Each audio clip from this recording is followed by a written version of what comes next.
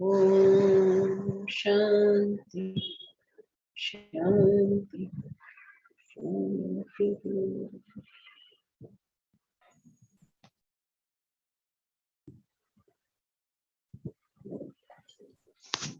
Together we will chant Bhagavad Gita, chapter 9, verses 21 to 30.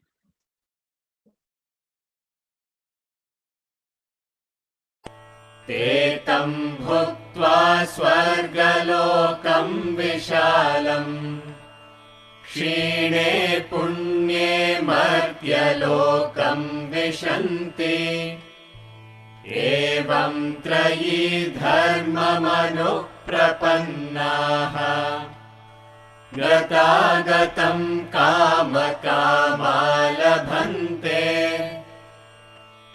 अनन्याश्चिन्तयन्तो मां ये जनाः पर्युपासते तेषां नित्याभियुक्तानां योगक्षेमं वहाम्यहम् येऽप्यन्यदेवता भक्ताः यजन्ते श्रद्धयान्विताः तेऽपि मामेव कौन्तेय यजन्त्यविधिपूर्वकम् अहं हि सर्वयज्ञानां भोक्ता च प्रभुरेव च न तु मामभिजानन्ति तत्त्वेनातश्च्यवन्ति ते यान्ति देवव्रता देवान् पितॄन्यान्ति पितृव्रताः भूतानि यान्ति भूतेज्याः यान्ति मद्याजिनोऽपि माम् पत्रं पुष्पं फलं तोयं यो मे भक्त्या प्रयच्छति तदहं भक्त्युपहृतम् अश्नामि प्रयतात्मनः यत्करोषि यदश्नासि यज्जुहोषि ददासि यत्तपस्यसि कौन्तेय तत्कुरुष्व मदर्पणम् शुभाशुभफलैरेवम् मोक्ष्यसे कर्मबन्धनैः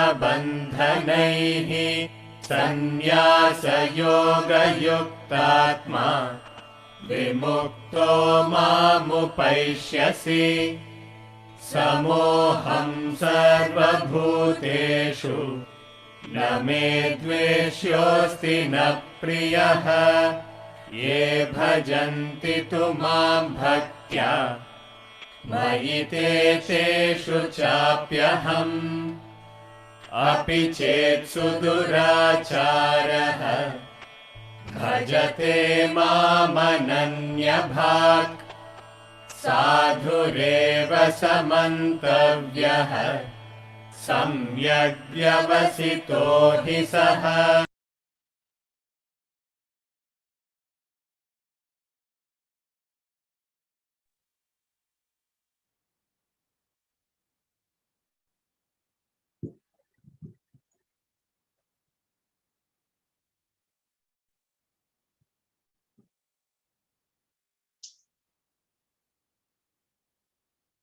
We have been studying that even if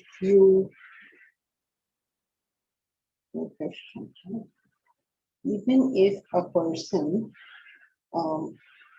worships other gods. What does other gods means? What does other gods mean? Limited goals.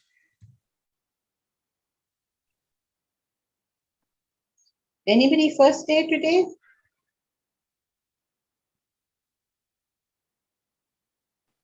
I'm joining after a long break. Yeah, I'm joining after a long break, Janki ji. Long break, you're coming back after a long break. Is that what you said? Okay. Yes, Yes, because when you were raising your hand, I was wondering why you're calling yourself new. Okay, I see. So, anyone else? Okay, so who's going to explain to Rojita what does other gods mean? As you have studied in this class, okay, now don't take off. What Pursuing does other gods mean? Usha. limited goals. Asha, I can't hear you. Limited goals. Limited goals. Very good. So explain how other gods means limited goals. Next, limited goals. How do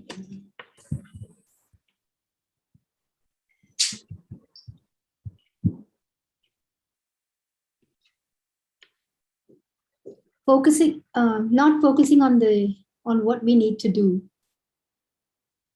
So what has God's got to do with limited goals? Worshipping other gods means limited goals. Yes. Because if you tell Rujita, if you pursue other gods, then that means limited goals, she'll say, well, you can't just put any interpretation you want. You can't say gods is now goals. Who said? How did you get to that?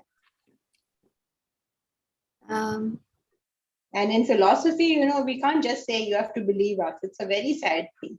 The great advantage that all these religious studies have is that they can just say, oh, it's the word of God, believe it.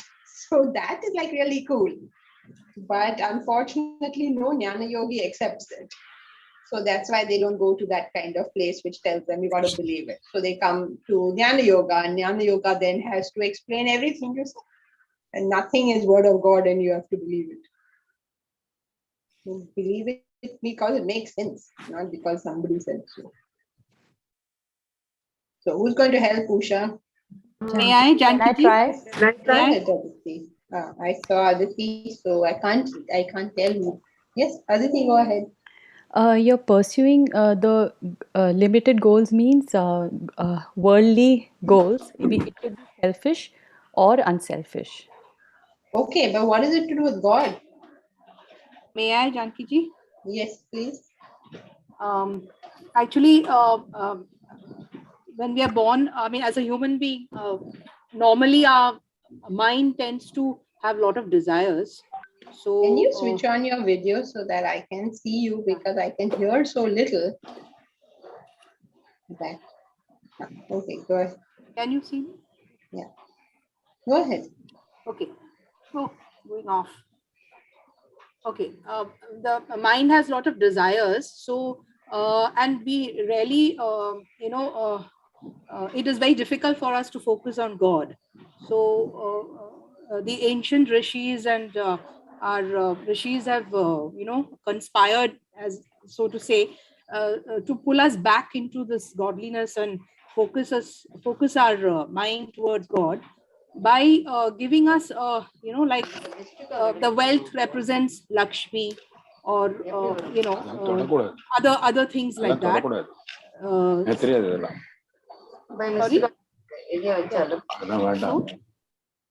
Hello? Yeah, I can hear you. Yeah, Go ahead. no, somebody was talking. So it helps us focus by creating these smaller gods. It is focusing our minds towards God in any case. So even when you're pursuing a desire like accumulating wealth, we pray to Goddess Lakshmi. So even though it's a finite desire, by what I mean by saying, accumulating wealth, still our mind is focused towards God and the self. So that is why we have these smaller gods, and we worship them, so that our mind is pulled back to the God, the main. Yes, good. Yeah. All right. So anyone wants to respond, just please put your video on so that I can Janki see ji? you. Janki ji, I wanted to I can't hear you. At continue. least I can make out when you're talking. So Rujita, I don't know if you are clear about what she said. What happens is that the human mind finds it very difficult to think of God. So instead of telling people to think of God, what the ancient rishis did is they went and planted a God wherever your thoughts can go. And that's how the culture developed 33 crore gods. How did you end up having 33 crore gods? Who came up with this brilliant idea to have 33 crore gods? Which is really strange because Vedanta proclaims Advaita, not even two. In fact, not even one, because oneness implies two. So they talk about the unity of everything into that one reality. Then now you got suddenly 33 crore gods, doesn't make any sense. So there's a pattern, there's a meaning behind this. For those who don't understand, it's easy to criticize, but it's very simple, really. If the Lord is all pervading, that means He is in all things. That means anything in this world is nothing but God. So if you're pursuing wealth, you're pursuing God, Lakshmi. If you're pursuing knowledge, you're pursuing God, Saraswati. So instead of telling people God is all pervading, and just boring them, they said they associated the thought of divinity with any thought you could possibly have. Like literally any thought. You know, when the 7th month is there of pregnancy, you are supposed to do a puja. When you conceive, there's a puja. When you're 7th month, there's a puja. Child is born, there's a puja. Then that, is about to speak, that akshara on the mouth, everything is a puja. You get up in the morning, puja. You start eating your food, puja. You have a bath, puja. Leave us alone. So all the time, whether you like it or not, the thought of God is superimposed on an Indian's mind. If you go down the street, you will see a tree, that is God, you have to Dukofy. Then you see a temple, oh my God, another God, Dukofy. A dead body is going by, Dukofy every time. So what happens is, over a period of time, the thought of all these other various things merge into that one thought. And that was that brilliance of their ideas. And because of that, then you have 33 crore gods, because 33 crores of thoughts that you could possibly have. And that's how they made divinity a living reality in this country. And that's how this country became the most spiritual country, even today. Even after we've lost all our culture, people still come here for spirituality. Even the remnants of that are good enough. So this brilliant idea, with the passage of time, gets lost. So over and over again, sages will come and explain what is this supposed to mean. So this is what Krishna is talking about. He says those who are worshipping other gods. Now other gods means what? Means anything other than the self. If you are trying to pursue anything other than the self, any worldly goal, worldly goals can be selfish or they can be unselfish. You can be doing something for yourself or for others, whatever it is you're doing, but you're not doing it for the self. That is what he refers to as other gods.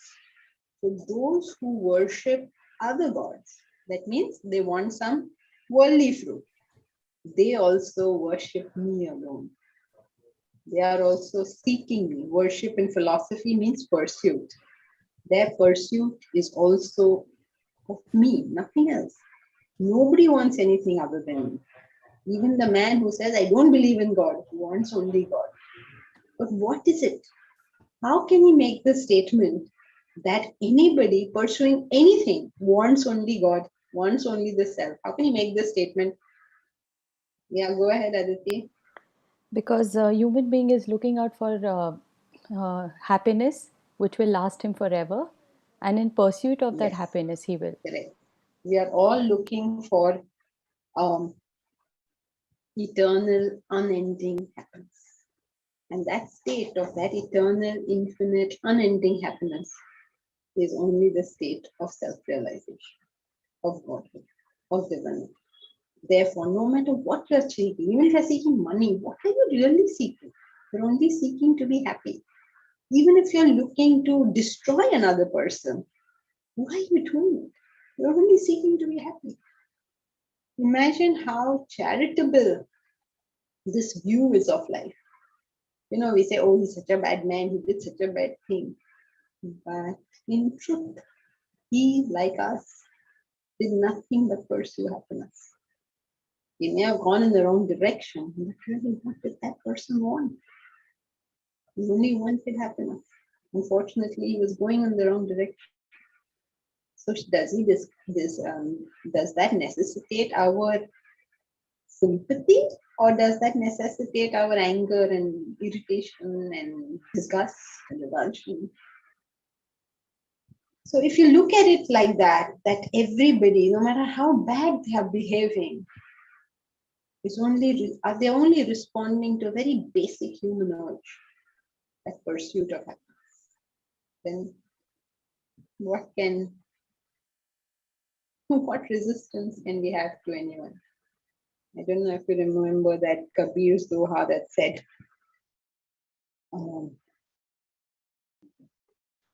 बुरा जो देखन मैं गया, बुरा न मिलिया को, जो मुख देखा अपना, मुझसे बुरा न को. Nobody is worse than me. As I have pursued happiness, so has everybody else. What have they done? You know, people who are treating us badly, who are cheating, who are anything. Our spouses when they are fighting with us. What are they seeking? Only happiness. Why are people behaving badly? Because they believe that you're taking their happiness away. The same for all of us, right? If we thought so, we also behave badly.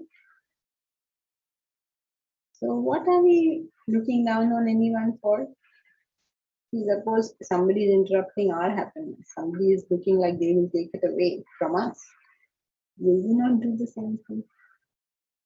So when you study, when you reflect on this knowledge, slowly the values dawn on us. Vedanta does not teach values. Vedanta teaches the knowledge of life. But when you do gain the knowledge of life, the result is our values in life go up. Because like Max Muller has said, Vedanta is the truest support for pure morality. There can be no better support. So, clear, even those devotees endowed with Shraddha worship other gods. They're going after it and after it and after it, whatever it is they're going after. They also worship only me, Kampeya, though contrary to traditional practice. What does it mean, contrary to traditional practice? Traditional practice is to pursue the self, the ultimate realization. Anything other than that is contrary. Very good. So traditional practice means, as we have been advised by the scriptures, you want infinite happiness. There's no debate about that. Everybody knows that. Everybody accepts that, and everybody wants that. So they are telling us that go directly to that place. But we are saying, no, I don't think it's there. It's there. Even after coming to class, we will say, no, I don't think. People say, no, self is too high for me. Getting up in the morning is too difficult for me. What are you doing? Why are you going against traditional practice? We try our own ways of doing things. What do you want? To be beaten up before you realize this is the right way? We want to try every way before we try the established way. It's very strange. You go to a doctor, the doctor gives you a prescription. You say, no, let me try everything else, then I'll come to your prescription. But why not try the prescription first? Then you save yourself so much trouble. We don't get it. We are like children in the presence of greatness. We just don't get it. Remember how he said in the toys, how weakly we comprehended, how weakly we understood thy great commanded good. Then fatherly not less than I, whom thou hast molded from the clay, thou shalt forget thy wrath and say, I will be sorry for your child. Isn't that how any developed person will look at us? What can they do? What can they say? Except, I will be sorry for your child. In the sense, you're going to meet the sorrow thereof. The developed person is not going to meet the sorrow of your nonsense. We just don't agree. We think, no, this is so important. I have to do this, I have to do that, or something. This is strange ignorance that has settled on all of us. So verse 23 is clear to everybody. Even those devotees who endowed with Shraddha worship other gods. Worship other gods means anything other than the self, any limited goal, any limited ideal, selfish, unselfish, everything. They also worship me alone. They also worship me alone.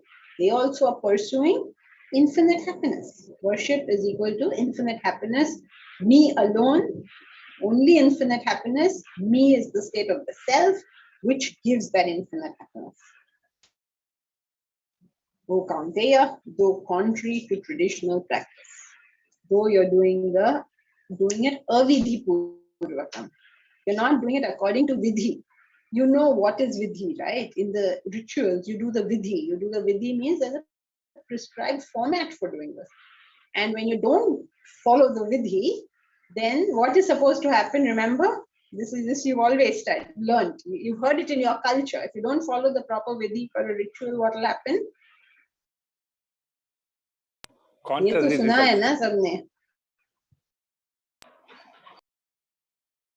What happened? None of you have ever adverse done any reaction. ritual? Janaki ji, adverse reactions.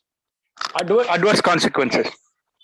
Or adverse consequences. You won't get what you want, and you may get something that you don't want. So they say, no, that this happened and that happened. इसने ऐसे नहीं किया, फिर वो ये हो गया, उसका वो हो गया. They tell you all sorts of horrible stories of what happens when you are avidhi purvakam. You don't do it by vidhi, by the order, by the regulation. They say like paap lagega. हाँ, पाप लगेगा. What is पाप लगेगा? What does it mean, पाप लगेगा? What does that term mean? Mental agitations. You will have mental agitation. That's exactly what happens. The trouble is we are losing the culture, so we're losing the comprehension.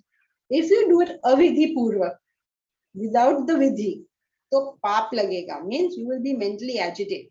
फिर और क्या होगा? Oh, कुछ बहुत बुरा होने वाला है. Means some adverse reaction or some opposite reaction, which is true, right? If you were to go into a science lab, and if you don't follow the vidhi, the order, the proper procedure of doing the experiment, that result won't come.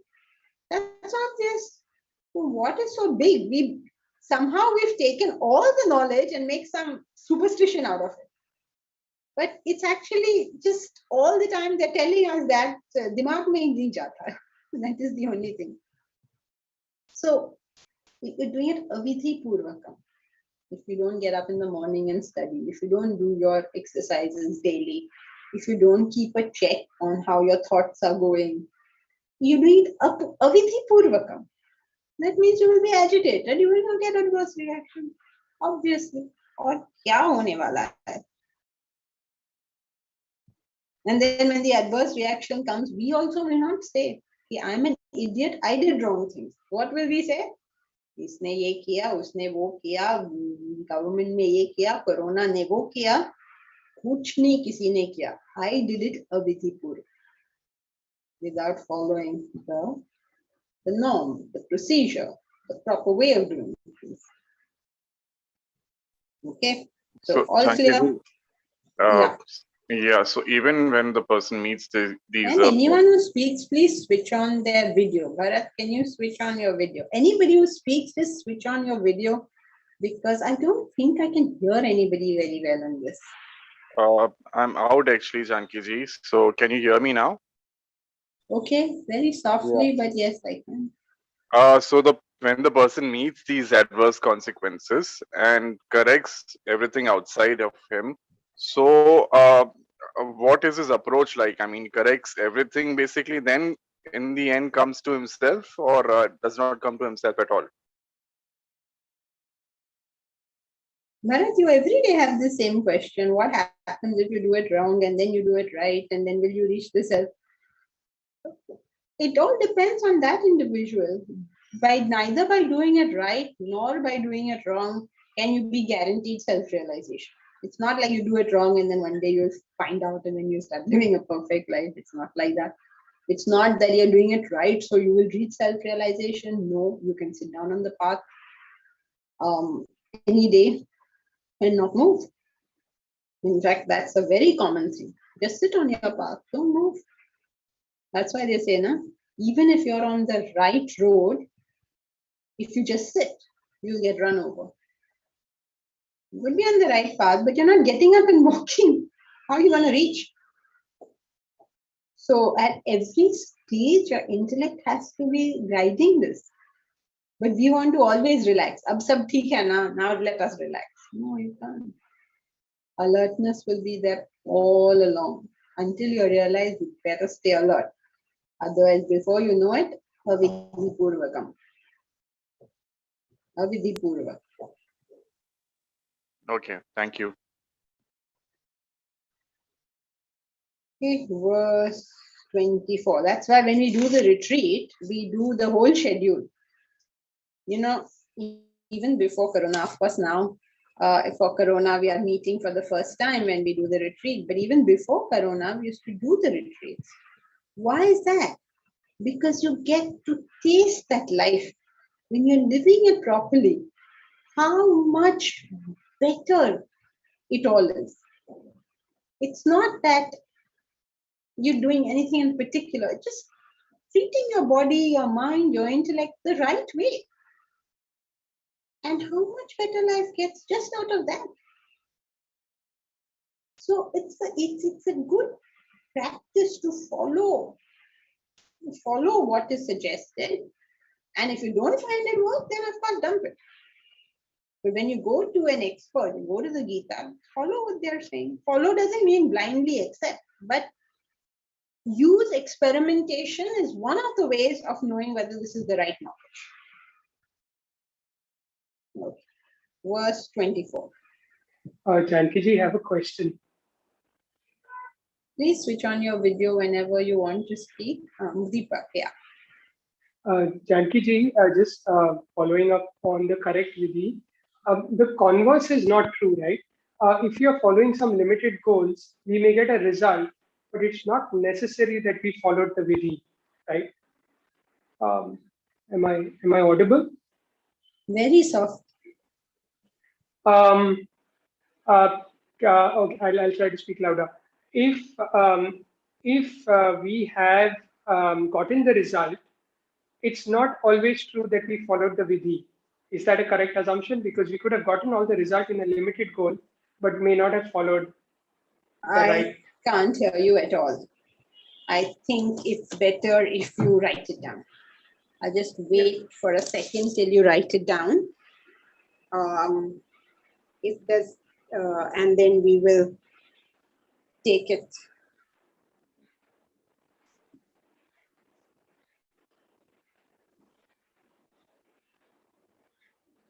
In the meanwhile, oh, Shilpa, you can hear? Okay. We can all hear him, Janki-ji. It's very clear. Perhaps something wrong at your end. Oh. Could be wrong at my end. Let's check the second. If you have headphones, maybe Janki-ji, you can hear us better.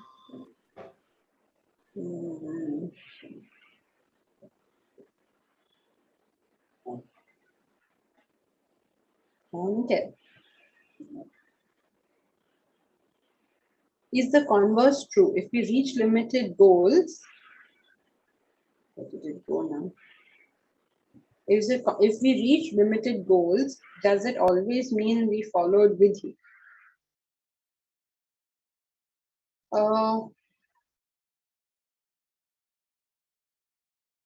always followed vidhi means if you have reached any goal, it is because all the factors required to reach the goal were there. Otherwise, you can't reach it.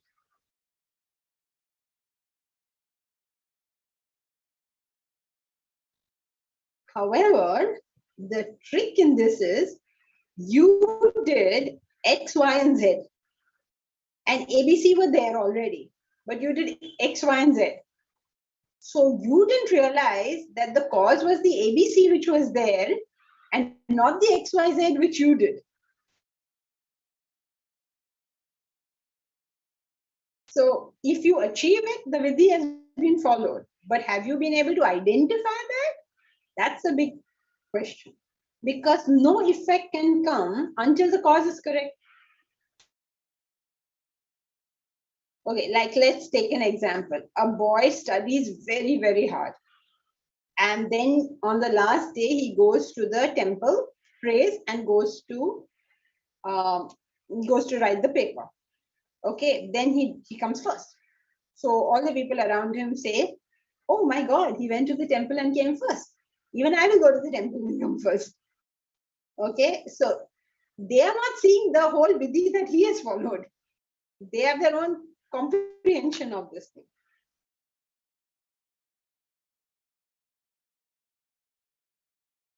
Clear, no, Deepak? I mean, you already said it, but I gave you an example anyway. Janki ji? All right, so now Janki ji, can I continue on this example? Yeah. But what if sometimes the child has really not studied and has aced, so with natural intelligence? So does that become the cause of? Well, the cause of getting the marks is you knew the answer. Whether you knew it because you studied in the past, you have instinctive sense. Okay, got it. Plus, I got through exams mainly because of instinct acquired in past janmas rather than any application. So, the only cause of getting the right answer, I mean, you wrote the right, getting the mark, you wrote the right answer. I mean, I'm not including when you bribed the teacher, but if you got the marks and assuming that you didn't do some, send some little boxes before that, then you knew the answer. In whatever way or manner, you knew the answer. You get the marks. Okay, Whether I got by that. intelligence, whether it is by hard work, whatever, you please know the answer. Like in class also, same thing, no? We are concerned with, do you know the answer? How you got the answer, nobody is bothered with. Okay? Yes, Janki ji, thank you. So verse 20. Oh, we had started verse 24, right? Yes, Janki ji. Not started? Okay. Yes, Janki ji, we had started. Aham hi sarva yajnanam bhokta cha prabhureva cha. Aham, I, sarva yajnanam, of all yajnas, bhokta, I am the enjoyer of all yajnas.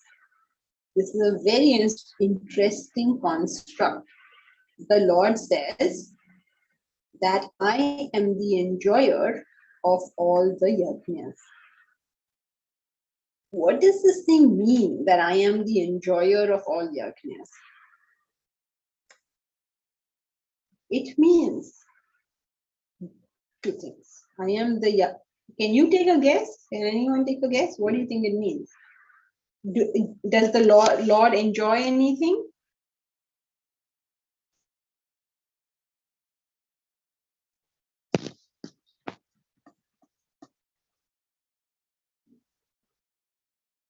Does he?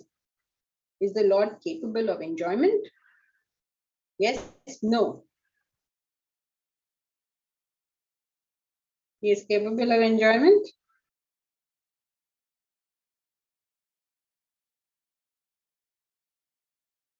Shilpa, Lord enjoys. The Lord No. can act. cannot feel, cannot think, because action, emotion, and thoughts come from Body, mind, and intellect. Body, mind, intellect. They are the body, mind, intellect. What is their cause? Where do they come from? Vasanas. From vasanas. If you claim that the Lord can feel anything, that means you are giving him vasanas. Can you give the Lord vasanas? Vasana is ignorance of the self, right? How can you say the self is ignorant of the self? It makes no sense. So the self does not think, nor feel, nor act. It is the individual. It is the body, mind, and intellect, enlivened by the self, which feels, which thinks, feels, and acts. Okay, this is basic Advaita, basic knowledge. Everybody has to know that much as a matter of fact. Why do you think we're doing the basic course? You know, on the Friday class, you're all aware, right? Now, Friday, we're going to finish 18 chapters of the Gita, and then we're starting foundational course of Vedanta, basic course. That means all the basic concepts will be clear in that course, so that you can go forward each time instead of having to go through the same thing over and over again. That, like all hopes, is foolish. But anyway, the self does not feel. Krishna says, I am the enjoyer of all the yajnas. Okay? All this time you told us the self doesn't feel. Now how can I be the enjoyer? I cannot be the enjoyer. Now what does it mean? It means, in a very broad sense, or in the ultimate sense, that all yajnas are experienced by the ultimate subject. Think of it like this. There is a world outside. It is experienced by our senses, this body. This body is experienced by the mind. The mind can be known by the intellect. Right? So, something subtler generates the capacity of that experience. But the body, mind, and intellect are inert and insentient. They are enlivened by the enlivening principle. So when you say that the enlivening principle is the subject, what really are you saying? You are saying that the enlivening principle cannot be experienced by the body, mind, or intellect. Just as this hand, when it holds a torch, this torch can be shown on anything. Whatever you shine that torch on, you will see that object. But you can never make it shine on the hand that holds it. You can't. So, our body, mind, and intellect can experience the world, but cannot experience the self. Without the self, the body, mind, and intellect cannot experience anything. And hence, it is known as the ultimate subject. It is the infinite subject in you which enables every experience.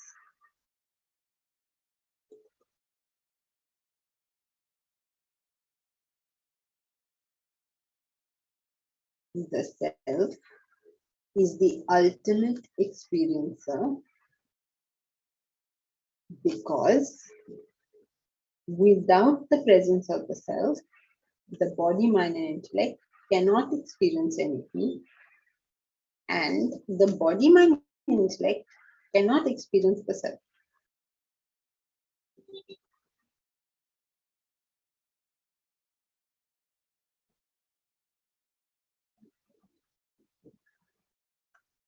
Aham hi sarva yajnanam bhokta. I am the enjoyer of all yajnas.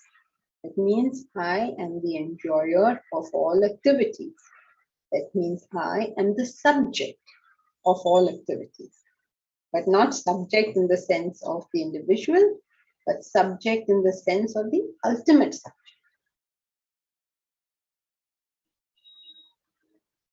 Firstly. Secondly, and more pertinent to us probably, is the understanding from this, where does enjoyment come from? All enjoyment comes out of yajna. Now that doesn't mean you sit down and start doing a havan. What it means is, to the extent you are able to forget about yourself, to that extent you will be an enjoyer. The more you remember about yourself, the less of an enjoyer you are. Means you can't enjoy, you won't be happy. Look, say you're in class, okay, and your mind is entirely on the subject. You will have zero agitation. But the moment you say, I would like to ask a question, I would like to give an answer, and you start thinking, my God, will my question be stupid? Will people laugh at my answer? Like that, if you start thinking, the same thought, the same being in class will become agitated. Immediately, let the mind come back to itself and the individual is agitated. This is a law of life. So if you want to stay happy in life, your only option is to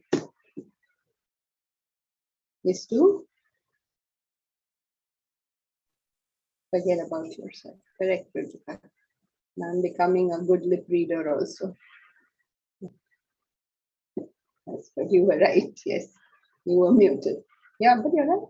Forget about yourself. Now, how can you forget about yourself? How is that even possible? How can now suppose I make you think of yourself? How can you forget? Whenever you're thinking of yourself, you're thinking of yourself. How do you forget? So, how do you forget about yourself? You think of the higher. Very good. You think about something unselfish. You think about a higher goal. So yajna actually means working for a higher cause. The working for a higher cause. What is a higher cause?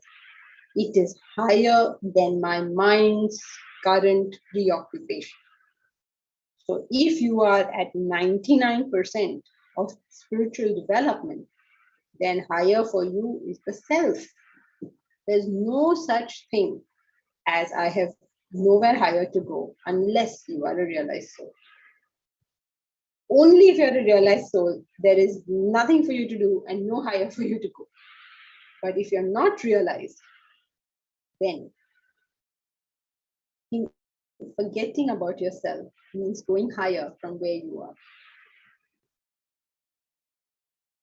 Aham hi sarva yajnanam bhokta. I am the enjoyer of all yajnas. It's a very deep sentence because it lends itself to various kinds of ways of looking at it. I'll tell you another way after we finish this. But first of all, you understand that I am the bhokta means I am the ultimate experience. And then second way you can look at the sentence is all happiness is generated out of yajna, because all happiness comes only when we stop thinking about ourselves. I am the Prabhu. I am the Prabhu means I am the Lord. That means it is by my power that all these activities are possible. So I am the Lord and the enjoyer of all the yajnas. It is by my power that this happens. It's like electricity saying that I am the ultimate light. I am the ultimate sound. I am the ultimate washing. I am the ultimate mixer grinding. Okay, because without that electricity, none of these things are going to happen. and I am their Prabhu. Means I am the enlivening force. Without me, this isn't happening. So I am the ultimate power behind it. Na tu mam abhijananti. But na abhijananti. Jananti, they don't know. Abhijananti, know well. So those who don't know me well, chavanti they chavanti, they fall. They fall from what? They fall from happiness. If you cannot appreciate the truth, the reality, then you fall from happiness. You fall from fulfillment. You fall from knowledge. You fall from anything you want. So that's why the opposite of that is achyuta. Achyuta means one who never falls. So Krishna is referred to as achyuta, one who doesn't fall. And these people who cannot remember this become the followers. Followers, there's no such word. Become those who fall. Okay. Aham hi sarvaya jnana. Now if you look at it another way, you can consider it like this. That what he is referring to is, I am the enjoyer of all yajnas. Means I am the experiencer. He did that. The other way you can look at it is, I am the enjoyer in the sense of the reaction. You can also look at it as enjoyment is when you are unselfish, when you are therefore objective. You cannot enjoy life unless you are sacrificial in nature. Can't be done. So if you see people doing wrong activities, you sympathize with them. You don't envy them. When our knowledge is not correct, we envy people who have got things that they should not have got. उसको देखो उसको मिला क्योंकि उसने ये किया वो किया उसने प्राइड दिया उसने चमचाटिंग की. We envy them that they have it, but actually it deserves our sympathy, because if you have something that you do not deserve, you can get that thing, no doubt, but enjoyment will be stolen from you. You won't know what happened. Think of it like that. You use influence and you get a job. Think your parents have the influence, so they get you a job. But what happens after that? You hadn't studied in your school and college. You are useless. What happens to you in that job? You can't grow, right?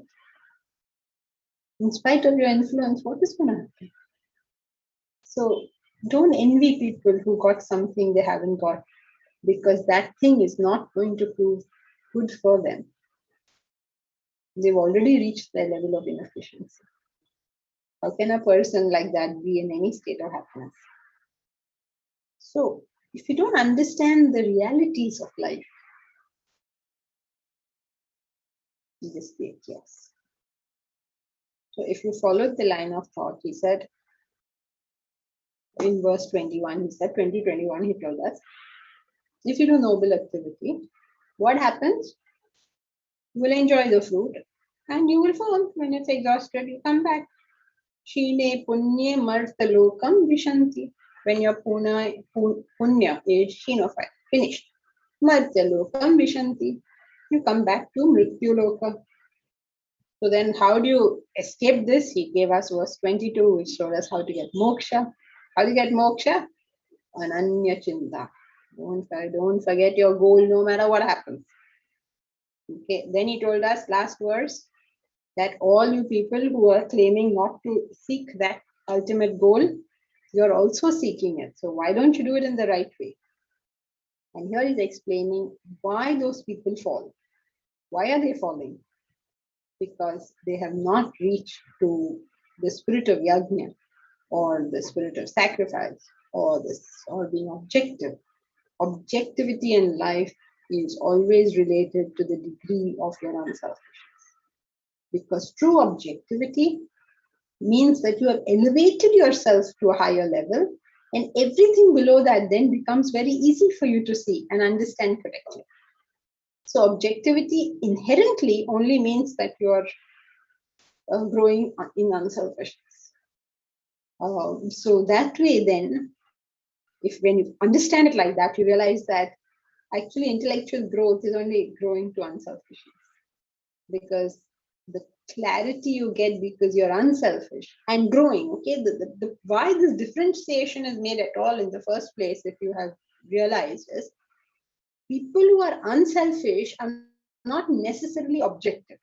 And the reason they're not necessarily objective is because they are making no further attempt to grow. So they're stuck. So they're involved now. But if you see it in the right way, which means you're constantly on a trajectory of personal growth, of reaching the self, then you're just going to be growing in objectivity, in intellect, in unselfishness. It all becomes the same thing after some time. If you keep to the path. So I am the enjoyer. So when you do your karma bhakti, jnana, with your attitude, with your attention on the self, you become the great enjoyer of life. So he says, I am the root of the experience, I am the enjoyer of the experience, and my ways are the ways that will give you happiness.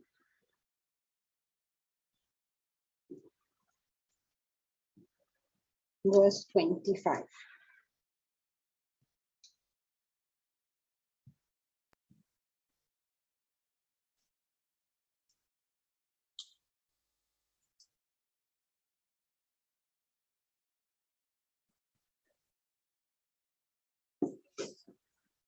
Yanti deva vrata devan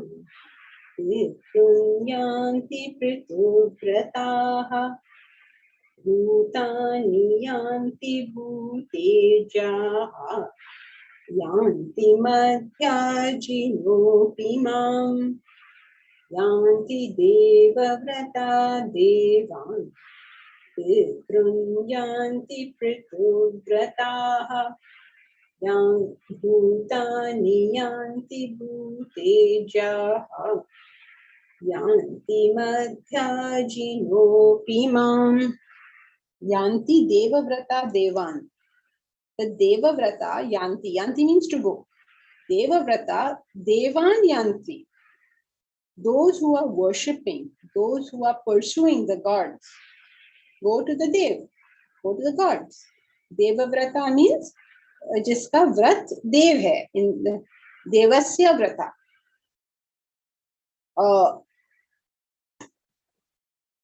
When you are worshipping, when you are wanting gods over here means the multiple gods.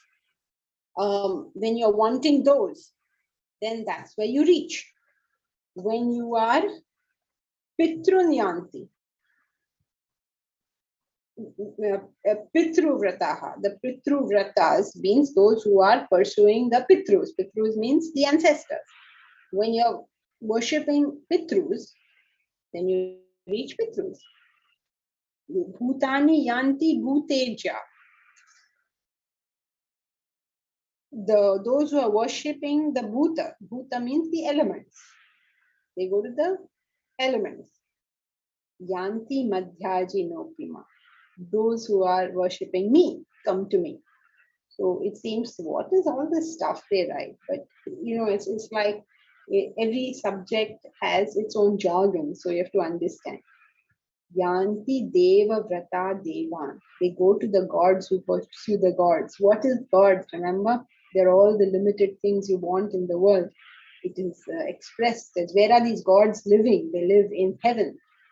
Heaven is that sense, is that place of sensual pleasures, of temporary pleasures. That's why I said you go to the heaven and you come back, because they're all temporary pleasures, but they're pleasures of the senses. You are enjoying something of the senses. So it's supposed to be a super sensory enjoyment, like really fantastic. You're in heaven, very nice. The damsels are Brahma and Urvashi. And the Baskin Robbins over there is 100 times better than the Baskin Robbins over here. And the cricket matches over there are 100 times more exciting. And the music there is 100 times better than Justin Bieber, probably 2,000 times better than Justin Bieber. But everything there is it's great. It's just great enjoyment. And so those who pursue the senses, basically translated, it means those who pursue the senses will reach the senses. You have pursued these kind of enjoyments, and that's all you're going to get. How can you get anything else? Then those who pursue the ancestors. Pursuing ancestors means what? It means people who are into tradition, into culture, into things like that. They're not just into sensual pleasures. They want to listen to Justin Bieber. They listen to classical music. They are dealing with the ancestors. They're dealing with the ancestors means with tradition, with culture, things like that.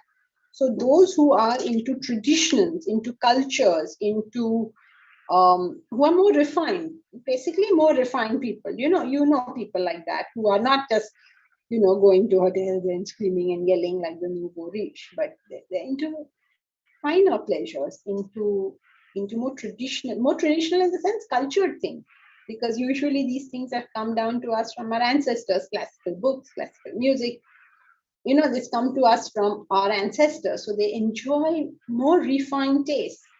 They also keep the culture of a place going. They'll follow rituals, and they're what you call good people. उसका कोई standard है, so those are the people he's talking about, not तो पागल हो रहे हैं enjoyment करते करते, not those type which are the first type, but this is the person of tradition, culture, of being more refined. Because even your good manners, where do they come from? They come from the past, right? In the past, it is that this is good manners. So then, bhutani yanti bhuteja. Those who are pursuing the bhutas. Bhutas means the elements. In modern language, what does it mean? It means scientists who are pursuing the elements, because as you know, India has a very rich culture of education. Pursuing the bhutas means understanding about the world. These are the intellectuals, the scientists. They're trying to understand how is gravity done, what is how do black holes come about. They're trying to understand bhutas, means understand the world. In other words, scientists. So those who are interested in science will go towards understanding the various aspects of the world, which is, I hope you understand, the first degree is only enjoyment.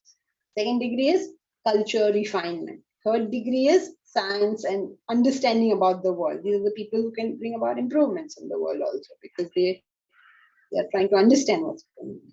And then he says, the fourth type, those who seek me will obtain me. If you seek the first three types, you will obtain one of those three. If you seek me, then you will obtain me. So basically, you get what you want. So be careful what you want, because you're going to get it. Bharat has something to say to us. Lots of things. Yes, Bharat, please. He is making an announcement. Retreat announcement, right? Oh, Yes. So we have been meeting each other only online for all this time. So we thought in the month of September, while things are relatively safe, we can have a retreat. And Bharat will tell us something about it now. He's working on it. Anyone wants to join the team to work on the retreat, please get in touch with me. So let's hear what Bharat has to say. Yes, Hariom everyone. So late September weekend, we'll be for 3 days, Friday, Saturday, Sunday, we'll be having this retreat in Maharashtra, in Lonavala or close to it. So anybody who would like to join us can directly message me. So we'll be forming a WhatsApp group, and henceforth we'll share all the details over there. And if anybody would like to assist us in planning this, then please